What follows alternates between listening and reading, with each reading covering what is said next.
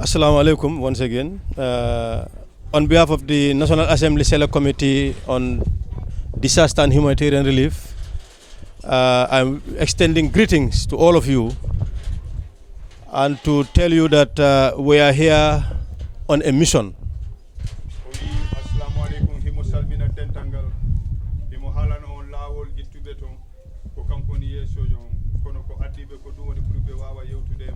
But before I do that, I need to introduce the members of the committee that are here on this mission.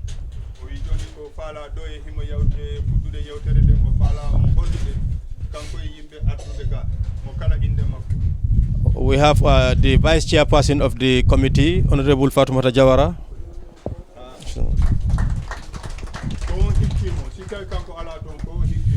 We have Honorable Omar Dabo, he's a member of the committee, and National Assembly member for Opanyomi. This is a National Assembly member for Talinding Kunjang constituency. We have Honorable Kadi Kamara, National Assembly member for Fonyi Bondali, a member of the committee. Honorable Suleiman Saho, National Assembly member for Central Badibu. I'm the chairperson of he's the rapporteur of the committee, the one who writes. And I'm the chairperson. I am Usman Silla of Banjul North. Of course, it's not only the committee that does the National Assembly member, the honorable elected members who do the work of the Assembly, but we also have others who support us in our work. And they are the Secretariat. And here we have in our midst Sarata Bojang. She's one of the secretaries.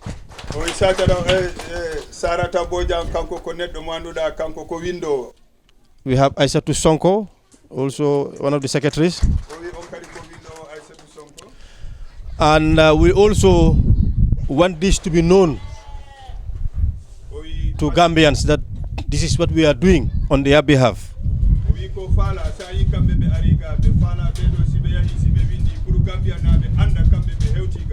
But in order for that to be known, we have to get the services of the media.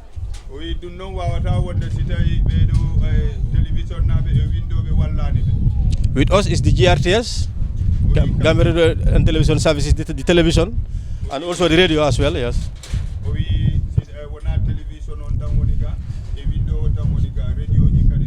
We have Foroya newspaper with us. We have Point newspaper with us. And this is the work of the National Assembly. The National Assembly, as you know, is a body that is given the power to work for you, the Gambian people. But there are so many things for us to do. And all of us cannot do it at the same time. For that reason, we have established committees that do these works. And among these committees is the committee called the Select Committee on Disaster and Humanitarian Relief.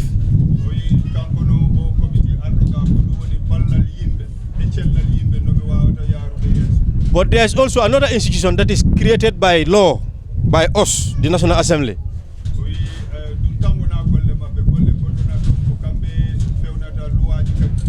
To be doing work in the area of disaster and humanitarian relief. And that is National Disaster Management Agency.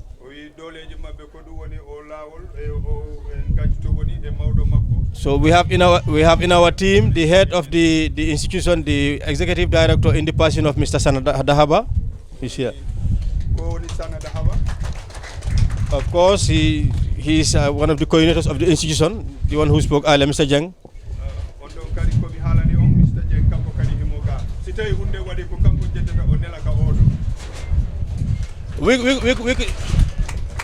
We could have come here alone without them.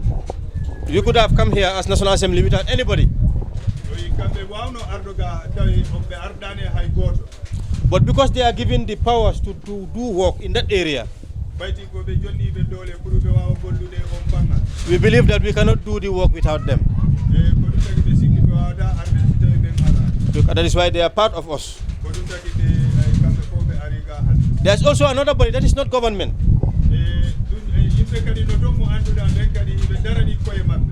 But they are supporting government in doing things that government should have done. Supporting victims, that is people who are victims of disaster, and that is the Gambia Red Cross Society. And in our midst we have Mr. Buba Dabo and his team. Mr. Ture and to Kambe Karibe Daribo a driver. So before coming here, the reason why we are coming here, some 2 months ago, we heard that there was a storm, a windstorm, which resulted in a disaster that affected so many communities in CRR and URR.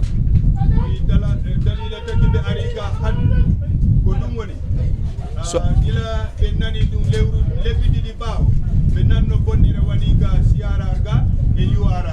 we want to take this opportunity to commiserate with them, to tell them that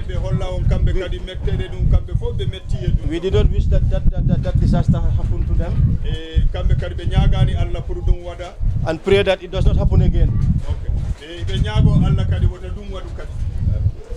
So what we did was we asked the NDMA to prepare a report to tell us what has happened where.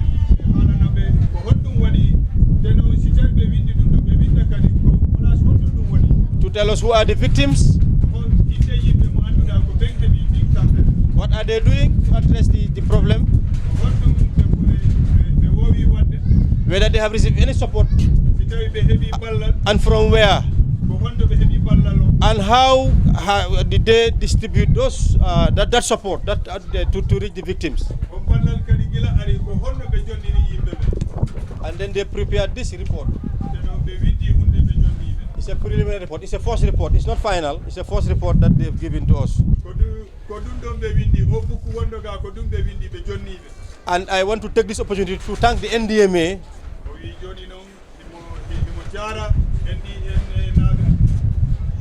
for the swiftness. The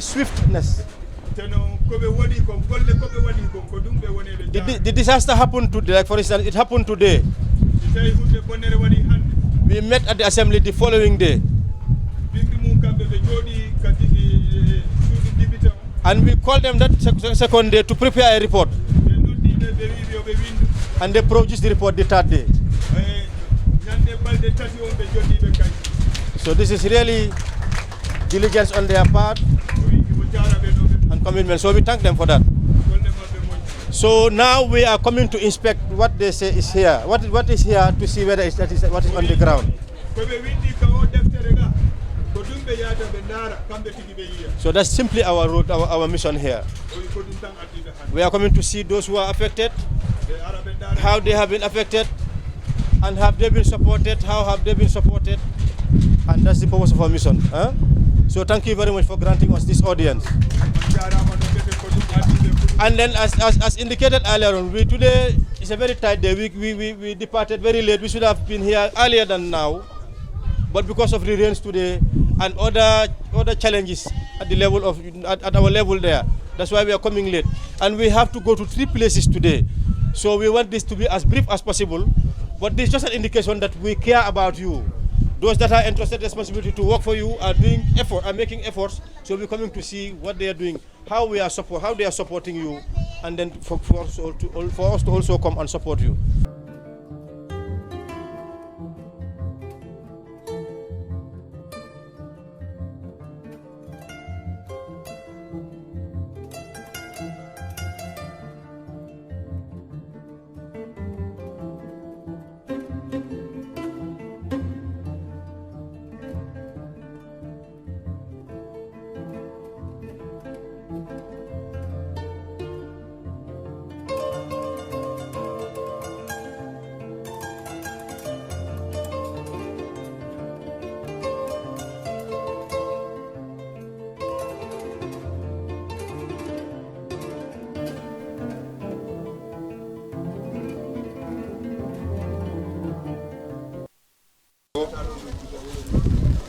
Vice President Ari Hado do Kaisar Touré Ari Hado min jadi o yiɗi wota on ɗon wiɗo way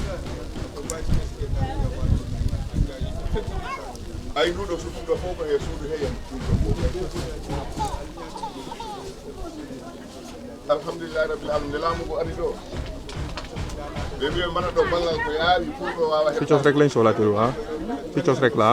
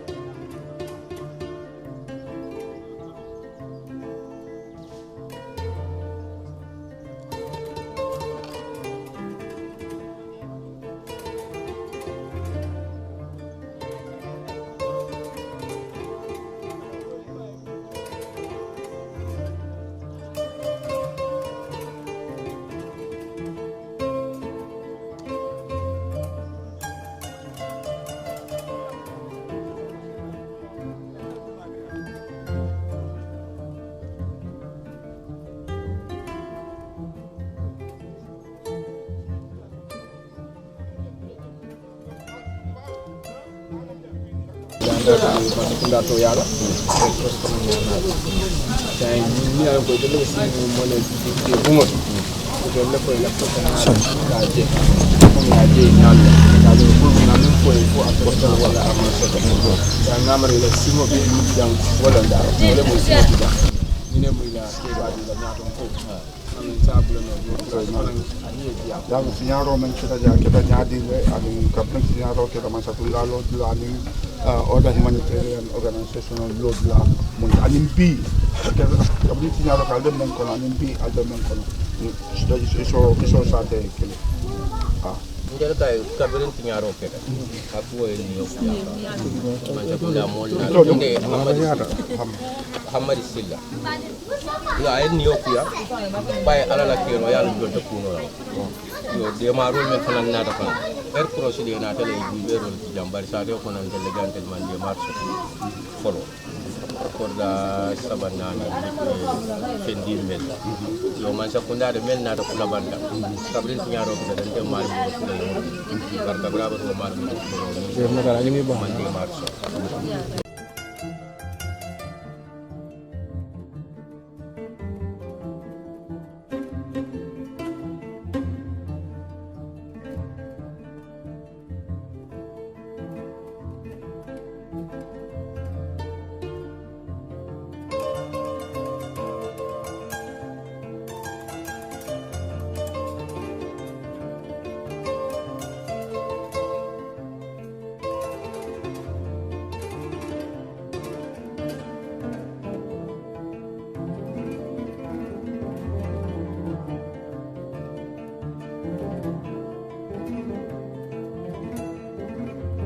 Apparently, they will not all be captured from the first rapid assessment, but that's giving you the humanitarian picture of what is needed, what is damaged, as far as we can provide the life saving. And that's the important. But there will be a recovery assessment that will be detailed and it's going to capture everybody.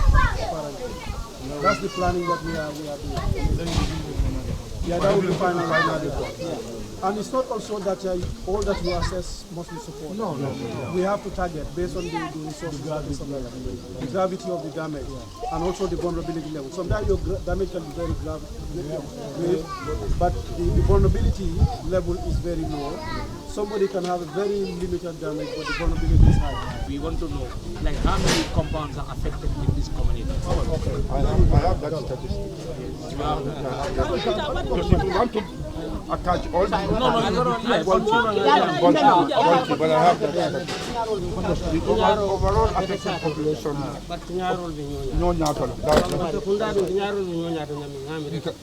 yeah this is the overall in terms of houses yes 366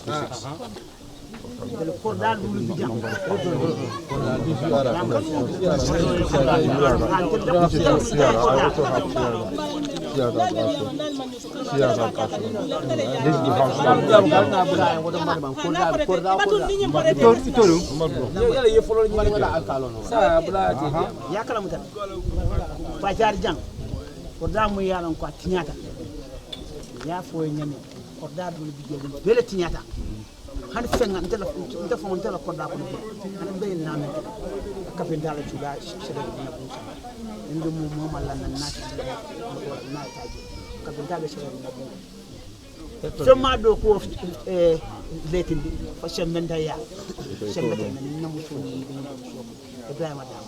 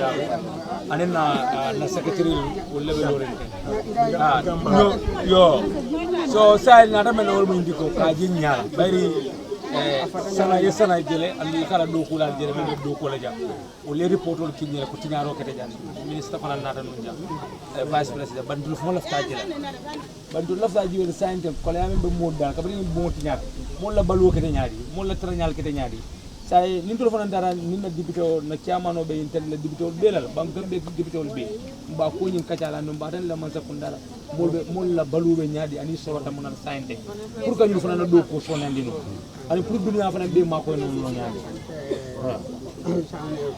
yeten to ne jay baki akbaron bay danna dal sada ko ma akalam be ko yo tinaro del mo kan ngani sa to be dal ko na kene tan bar ko da tan konon to fa do dal na tinaro fanal be nyonya because ko da mo wol fotal la moli alon ko ko ni sifal moli alon ko keta ato nata fundile o suudo bere suudo kadema ro kamol dema muli alon ko dalay la di fota la dema ko kata dango don dal ye la ta do fajandi til shab kondo follo ko kondo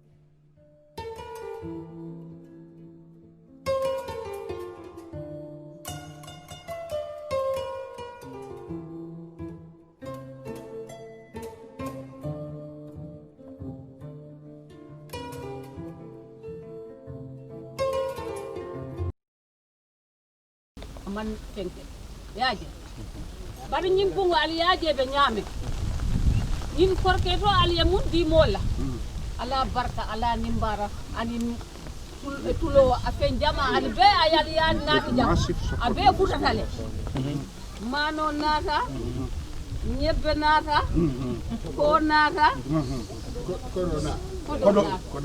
okay kodo jelle nanga kodo Japan danda hono wi alkalo la elsan alkalo de diamala alkalo tena alkalo ko tamane brama fono man de ko alkalo sama njol kontante bari ñi bungobe damen to bi ni ayaje moluma pempe aliye mun di mola ala yalon definitely fo bu janja ni sama fanta bungobe janjan nan asilo kuke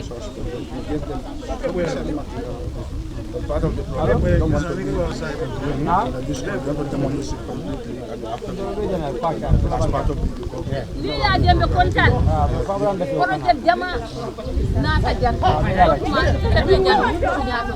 ya daran bandi mon the most serious one ni ne mo ani abiya ya ani gonya jungo ani romala ya those are the most serious one but wol jamal bije ya Suleman le mun reporter ata fal kala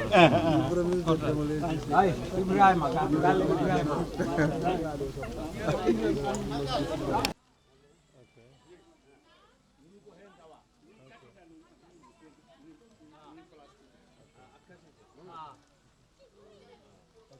Well, I am Usman Silla. I'm the chairperson of the National Assembly Select Committee on Health, Women, Children, Disaster, Humanitarian Relief, and Refugees. Can you please tell us the significance of this tour? Well, this is an oversight mission that is one of the core mandates of the Select Committees at the National Assembly, which are arms that help the Assembly carry out its oversight functions. So this is part of that mandate. Since we are responsible for disaster and humanitarian relief, about 2 months ago, there was a windstorm in this country which resulted in disaster, uprooting roofs. There are even deaths. I understand that, well, according to reports, there were 4 deaths. Some people were wounded, roofs were blown off, buildings were, collapsed. So government, given its role, particularly National Disaster Management Agency, had to intervene and then do some assessment. At the level of the Assembly, we tasked the NDMA to quickly assess the level of damage and then to start the process of intervening. That's by providing relief to the affected communities. And then they started that. Now we are coming. We even asked them to prepare a report, a preliminary report, which they submitted to the Assembly Select Committee on Disaster and Humanitarian Relief. Now we are coming down to see whether what has been reported, to see what is on the ground, basically. Okay, we have seen that you have visited some victims. So we want to know how was their reaction? Well, they were very pleased seeing us. For them, there were some interventions. Some had received relief, but there are others also who did not receive relief. So for them, they are hopeful that our coming is going to, at least support them.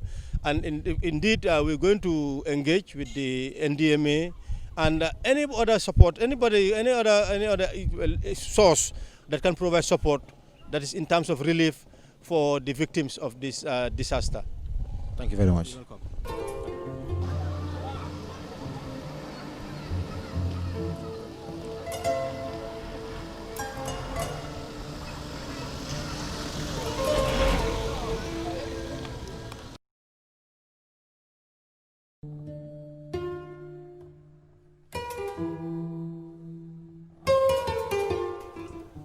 I'm extending warm greetings to all of you and Juma Mubarak.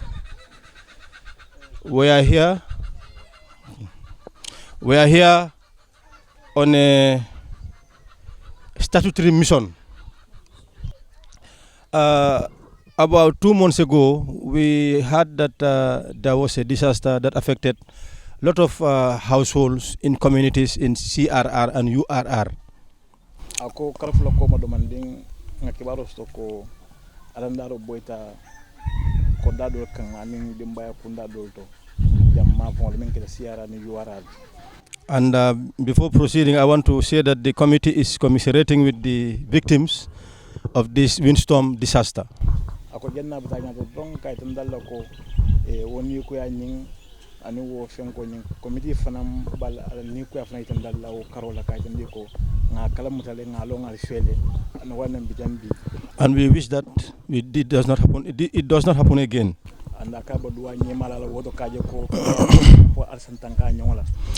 As explained by Mr. Jeng, the coordinator of NDMA in the region,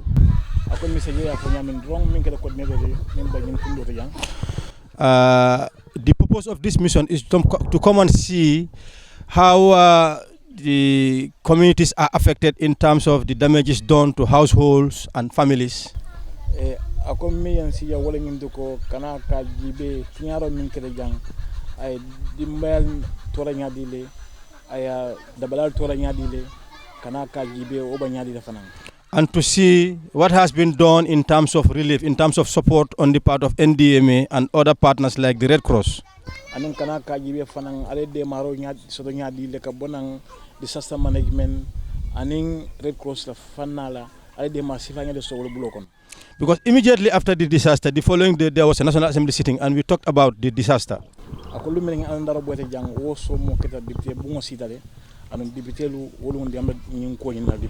And it was on that second day that the committee itself tasked the NDMA to prepare a report. And committee NDMA commandi ka foy ko report survey. And the following day, which was the third day, the NDMA provided us with a preliminary report. And what is Sabanya drong NDMA ya safero ke That report showed all the communities that have been affected, and then what they intend to do in terms of supporting them.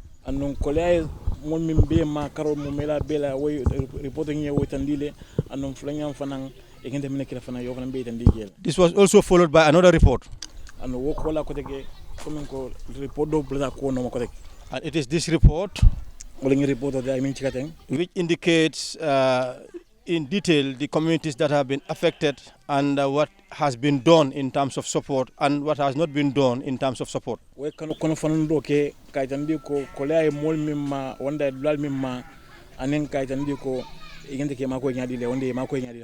can see that the purpose of the mission is to come and see who were affected, what has been done to support them, who were affected and what has not been done, so that we will prepare a report and also give support to ensure that those that have not been supported would be supported.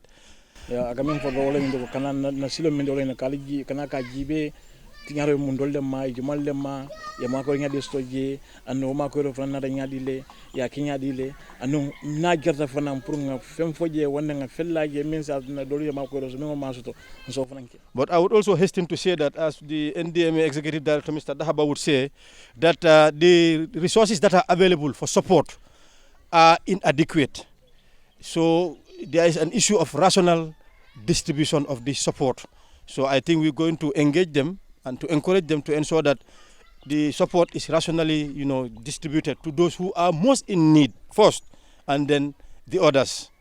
Ako komen ko abakterial don kada bakafoko makore minnata na nintinyaro minketa makore minnata amango siake anata mobe sinola bakomen ko ay molmi ma bake ani molmi torta bake ani molmi ya lon ko fana ibulol me ko bem bake komen ko molmi kam ndoko musol mi ke mawol bante ni dingol ba siring comme ko priority di la wol folo le bol folo jibe la ko kono folo pour ko sifal ma koy folo dina jenne ka di mobile fo jenne ma koy do bina ko rek.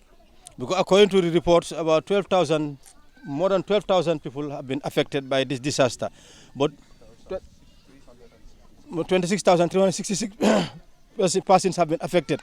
So, and then what we have done is we've gone so far, we've covered some villages in CRR, and we have seen partly what has been damaged and the terms of the support that has been given so far. Ako reporto immediately wole mo wulum wanno woro nyong torta yin ko kono. So to conclude, I want to say that we would want to hear someone identify one person, because we have a lot of places to go to today. We are going up as far as Tumanna.